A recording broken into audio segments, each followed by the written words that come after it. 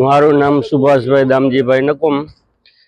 ત્યારે કમોસમી વરસાદના કારણે ખેડૂતોને બહુ નુકસાન થયું છે અને જે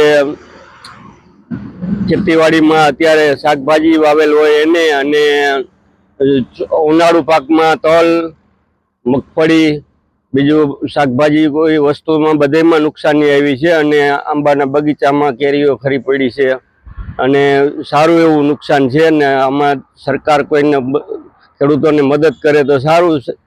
ચરા જે ઢોર રાખર માટે ચરો ને બધું બગડી ગયું છે, પલળી ગયું છે ને એવું બધું નુકસાન સારું એવું છે।